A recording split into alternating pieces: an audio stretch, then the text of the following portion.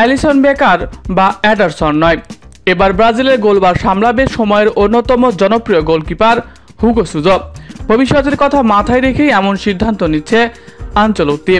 ইকুয়েডরের বিপক্ষে কি অভিষেক হবে হুগো সুজোর? এই নিয়ে বিস্তারিত জানতে হলে ভিডিওটি না টেনে শেষ পর্যন্ত দেখতে থাকুন। আর আপনি যদি আমাদের চ্যানেলে নতুন হয়ে থাকেন তাহলে এক্ষুনি সাবস্ক্রাইব করে রাখুন। আর ইতিমধ্যে সাবস্ক্রাইব করে থাকলে আপনাকে অসংখ্য ধন্যবাদ। 5 বছর ধরে ব্রাজিলের গোলবারের নিয়মিত মুখ অ্যালিসন বেকার, সময়ের অন্যতম সেরা গোলকিপারও তিনি। এছাড়া ব্রাজিল দলে আরও একজন গোলকিপার হলেন এডারসন।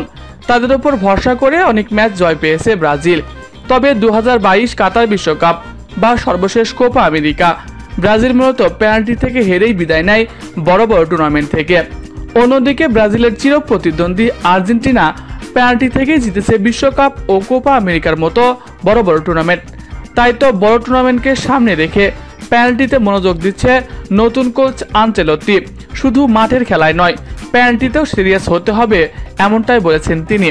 ব্রাজিলের দুই জনপ্রিয় গোলকিপারকে স্কোয়াডে রাখলেও পেনাল্টির কথা মাথায় রেখে হুগো সুজোকে স্কোয়াডে রেখেছেন তিনি। ভবিষ্যতের কথা মাথায় রেখে এমন সিদ্ধান্ত নিচ্ছেন। অ্যালিসন ও এডারসন যথাক্রমে 31 ও 32 বছর। 2030 সালের বিশ্বকাপে তাদের বয়স হবে যথাক্রমে 36 ও 37।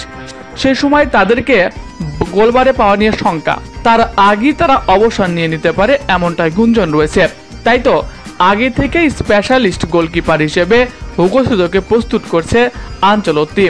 2030 সালের কথা মাথায় রেখে তরুণদের দিকেই ঝুঁকছেন তিনি। প্রিয় দর্শক, হুগো সুজোকে আপনার কেমন লাগে কমেন্ট করে জানাতে পারেন আপনার মন্তব্য। এছাড়াও খেলাধুলার সকল আপডেট সবার আগে পেতে হলে আমাদের চ্যানেলটি সাবস্ক্রাইব করতে ভুলবেন না।